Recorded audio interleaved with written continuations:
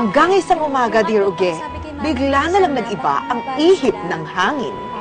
Manang, bilis nga po yung hotdog. Ayan. Diba? Ate, sunod nyo pa yung natirang prito dyan, ha? Oh, kain na.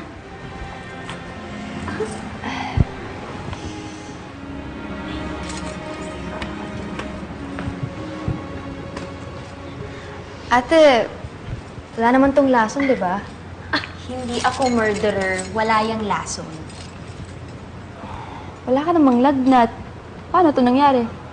Ay, naku, masama bang ipagluto kayo ng breakfast? Kumain na lang tayo. Pasensya na ha, hindi ako masyadong magaling magluto. Alam mo, kahit ano, basta luto mo, masarap yun. Ang sarap! Grabe, hindi ko pa nga natin... ano pa lang, oh, sarap oh. Bango nga eh. Sige na, kumain na kayo. Huwag niya akong bulahin. Sarap? Sandali lang. Hi, mahal! Oh, Hi. mahal. Oh. Aray ko, bakit ang aga mo? Sabi ko after lunch mo pa ako susunduin, di ba? Eh, kasi inutusan nun ng boss ko. Pumunta daw ako sa office niya ng maaga. Ewan ko ba dun? Palagi ko inutusan. Feeling ko talaga crush ako nun. Tigilan mo ko sa mga paganyan-ganyan mo. Baka ikaw ang may crush doon. Ganyan kapag may crush ka eh. Crush lang naman. Oo, di inamin mo din. Ako, pinapainit mo ulo ko. Halika na. Sumama ka na lang sa almusal. Sige. Excuse me. Bisita ko si Harvey. Ay, ma'am. Hello po. Magkakilala na kayo?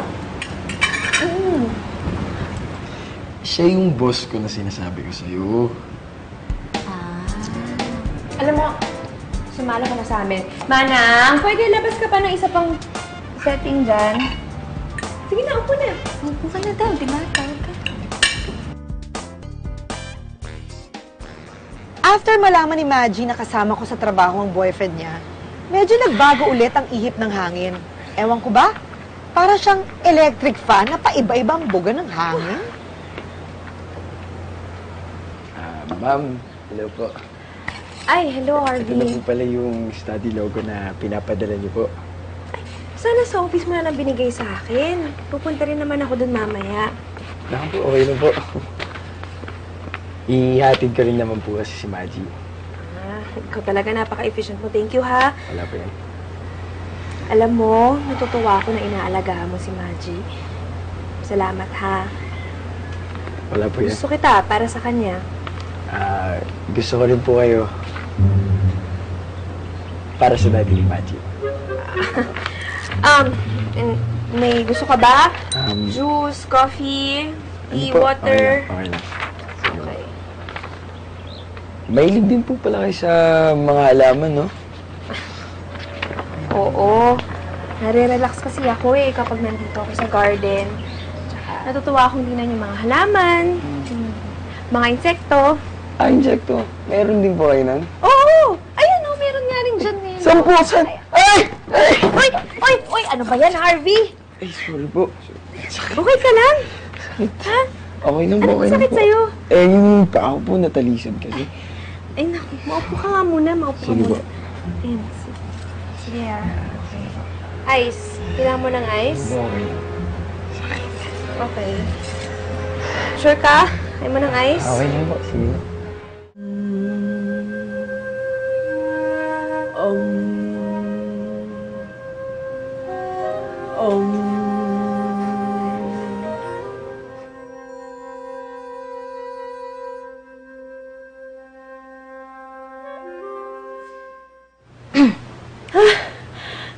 May kailangan ka?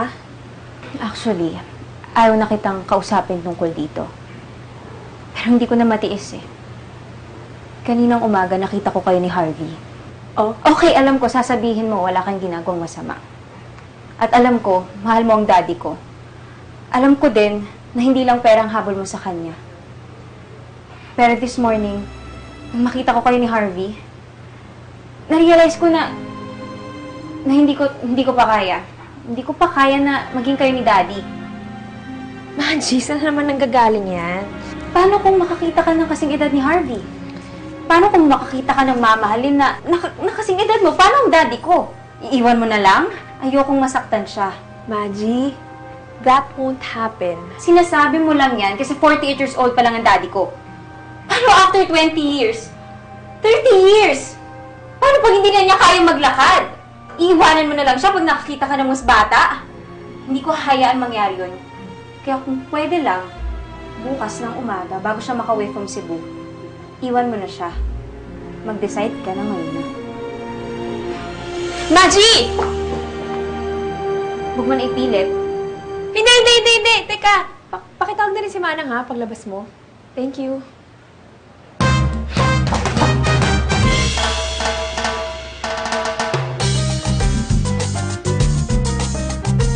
Dahil sa sinabi ni Maggie, Dear Uge, napaisip po ako ng sobra. Paano nga kaya kung maghanap ako ng mas bata? Paano nga kaya kung tumanda na kami at mas maramdaman na namin ang difference ng age namin? Imagine, nakapag-decide na ako. Good. Mabuti naman nakinig ka sa advice ko. Hindi ko iiwan ang daddy niyo. What? Kailangan ko pa bang ulitin sa'yo lahat ng sinabi ko? I love your dad. And that's enough explanation. Maji, ang love, hindi puro emosyon yon. Kailangan ng commitment. At ako bilang babae, I'm willing to commit to your dad dahil mahal ko siya.